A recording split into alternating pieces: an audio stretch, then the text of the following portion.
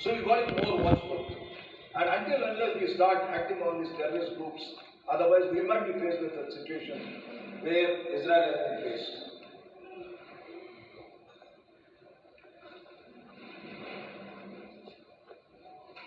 Yet another part is that some of the people may have only been sympathizers. Some of the religious fundamentalists may have been sympathizers.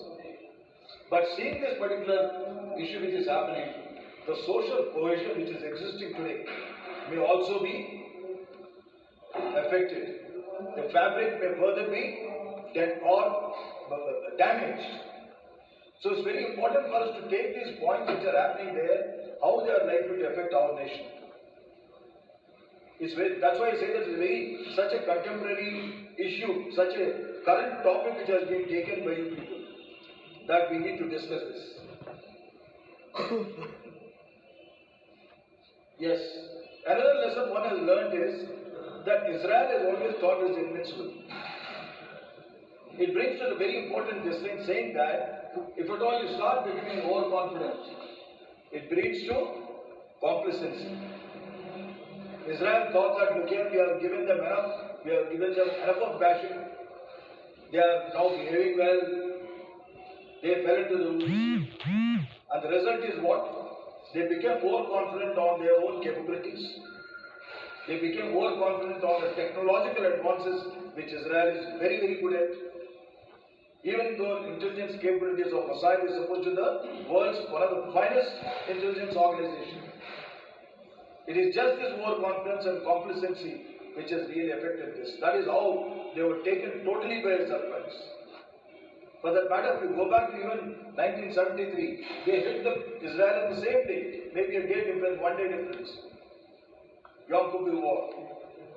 In spite of that, people have become complacent. So it brings a very important lesson to us also, all national security is concerned. There is no way at any point of time we can let your guard down.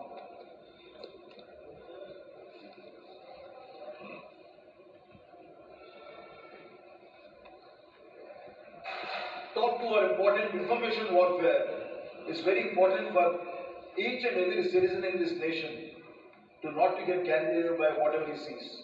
Nowadays we have this WhatsApp, anything which comes, we just forward it without even checking whether it is fake or true or wrong. So information warfare has become one of the very biggest problems as far as we are concerned. So whatever we do, until unless we start becoming security conscious and ensure that information is vetted, synthesized and given in the correct form, we should not fall prey to it. Asymmetric warfare is another thing. You see, the thing is that in a conventional warfare, you might have a huge amount of armed forces which will be capable of taking on China. But in asymmetric warfare, even a small little drone, like for example, most of you must have read it in the Russia-Ukraine war. Tanks have been taken on by a small little drone which is flying and taking on the tank. Right? So asymmetric warfare has come to stay. While in conventional warfare, a proper army has to keep on hitting a terrorist. Remember that even if terrorist hits at one place, like Bombay hit us, it becomes news. Moral ascendancy. The world over, our own people will start thinking that we are very weak on our own security. So we have to be aware of that particular issue that if at all terrorist hits even once, even if at all we've been able to hit the terrorist at least 10 times, it doesn't mean that we can become complacent or we can stop.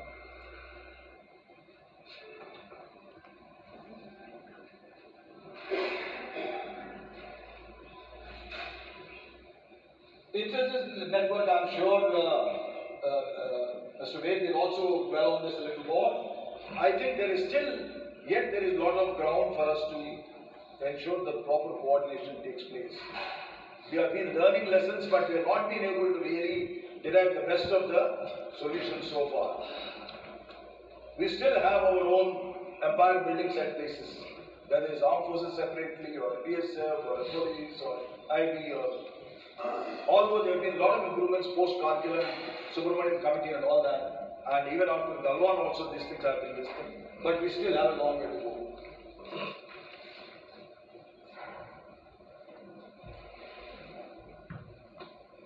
So briefly, as far as military lessons are concerned, I've talked about complacency. troops on ground. We are fortunate that way compared to Israel that we have not gone totally on technology. While electronic intelligence is very important to us, human intelligence remains another very important issue. Whether it is the police people who are there or the BSF is there, the army is there, we still are fortunate that we have human intelligence compared to Israel very well in place. And the synthesis of human intelligence and electronic intelligence is what brings out the best. In armed forces, we say that it is not the machine. The man behind the machine is what matters. So the man who is right behind the machine, who is going to operate that machine, that intelligence is very important. We cannot neglect our minor tactics and drills at any stage, and we have to keep on changing our minor tactics and drills. Because after all, terrorists will always find some way. Like for example, when I was bringing this pointer, right, at the airport, he stopped me. He said, "Sir, your luggage requires extra check." And he said, "Sir, this is a knife, what is it?" So I have to tell him, "Look here, there is a pointer here, there is a pen here, and there is another pen drive inside." So I have to open it and show it. So technology is going leaps and bounds. This lady may be taking a lipstick job, a chapstick, and suddenly she might throw it at them. That is the type of thing which are happening. Right? The technology is going this thing. So our tactics and drills will have to start evolving. We have to think out of the box. Each and every citizen who is sitting amongst here in this place. Not only here, I will tell in my own state in Andhra Pradesh and Telangana, security consciousness has to increase. Security of isolated posts is important. It's very clear from this Hamas war that although they have beautifully, very well lit up areas, cameras, all these things were not guarded. So Israel, especially the command and control systems, were hit by the Hamas. Technology is good, command and control is okay. Air defense we talked about that they could saturate or super saturate the Iron Dome. Israel has always said that we will be able to retaliate anti-rockets. Story of McNaught line, I think this world is clear. That is, you think that you have created a huge defensive system. You create that, it can be beaten tomorrow. After all, we look at what internet nowadays. You think that you have created a damn good password, and next day you realize that the password is broken. In armed forces, we have this what? Electronic warfare terminologies, ECM, electronic countermeasures, and then somebody comes up with some more electronic countermeasures.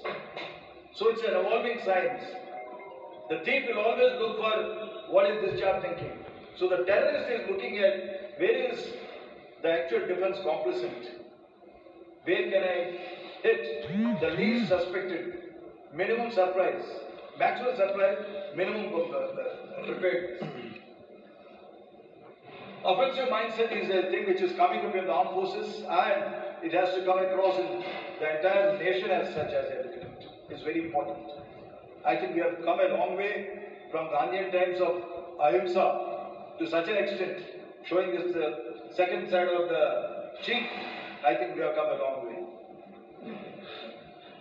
Importance of land forces is well understood. We are quite okay with that.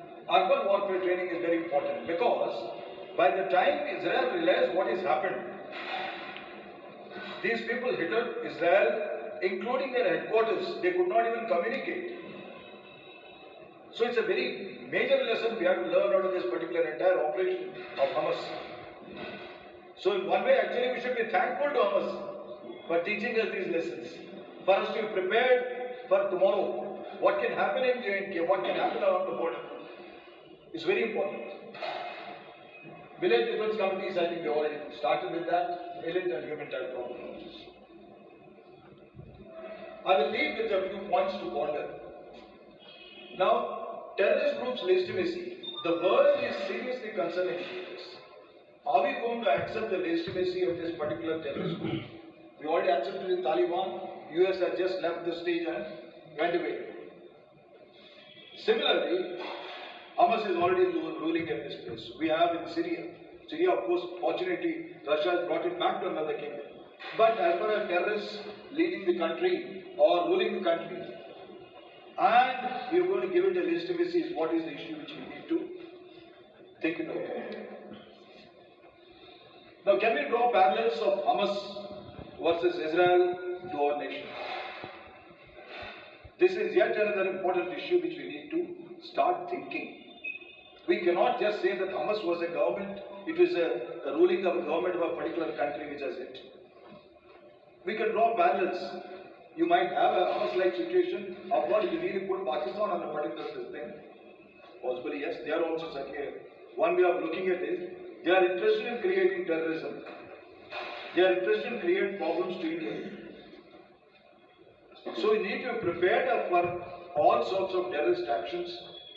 Pakistan also may start looking at it. If at all a small little organization like Hamas could do it against Israel, can we go in for bigger issues against India?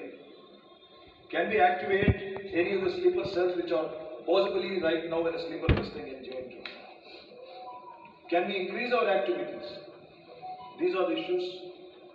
I can't say it's clear on the writing on the wall, but certainly we need to address these and keep thinking on this.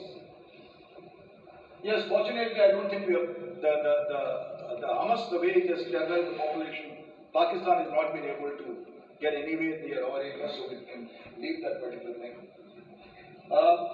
Support for Arab countries not existing, yes. The point which I talked about Shia Sunni, irrespective of what are the divisions and further divisions within Islam, Islamization is one issue which will bring up all the Arab countries united together. What I look at it is, the Arab countries, some of them which what you are watching is a facade. Internally, there is adequate amount of financial support which goes, whether it is Qatar or various things, for 2-3 reasons. One is to ensure that certain terrorist groups are kept alive. The second most important thing, the way I look at it is that by putting these terrorists in a particular place, they are avoiding certain terrorist activities within their own country. After all, a large number of these are ruled by various princes and kings. What is seen on the outer this thing may not be the truth. It is quite likely, very likely, that some of these nations say, all right, if at all I keep this terrorist guy active to go and act somewhere, he is not becoming a menace to me in my own nation.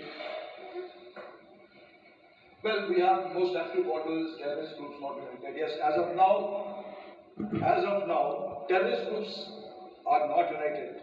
But it doesn't mean that these 5-6 terrorist groups which are operating cannot get united.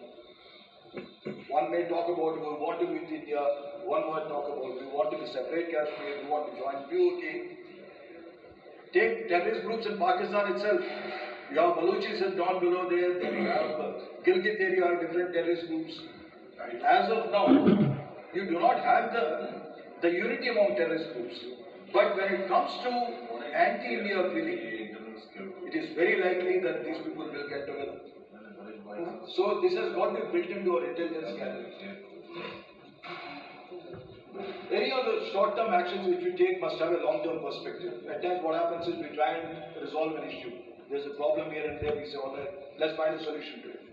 But I think it's very important that the long-term perspective must always be kept in mind.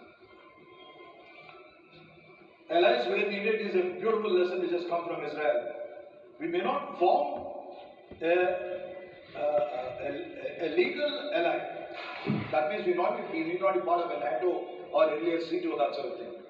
Yet at the same time, we are great in one way that we have certain banks. After all, what happened in 1971? When suddenly we were going into Bangladesh, we looked at Russia, immediately went on to sign a treaty with them. The result is what? When the US brought in their 7th fleet into this thing, they could still not do anything, venture into.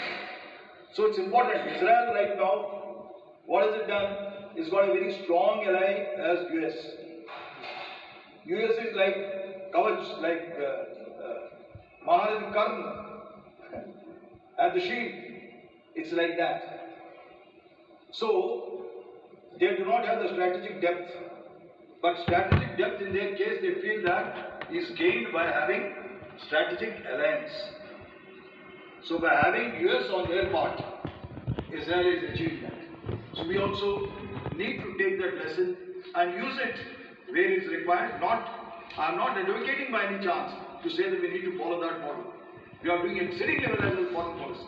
But we need to keep on watching these sort of issues. And that is what is going to affect our foreign policy. Well, this is what it is right now as far as Israel-Hamas war is concerned. But the important lesson is the relevance of the subject. I must compliment Dr. Ajay and his team for choosing such a subject, because the relevance of the subject will continue to remain. If somebody asks me, look here, will Israel-Hamas war ever end? I don't foresee that. As long as that ideology remains, I don't foresee an immediate solution to it. As a tactician or a strategist, if I was asked, I would dare say that, look here, I would like to wipe out entire Gaza. Netanyahu, let's say for a minute I'm Netanyahu standing here. Entire Gaza I would like to wipe out, displace these people to the West Bank, and then say, okay, now I'm ready for my two-state policy.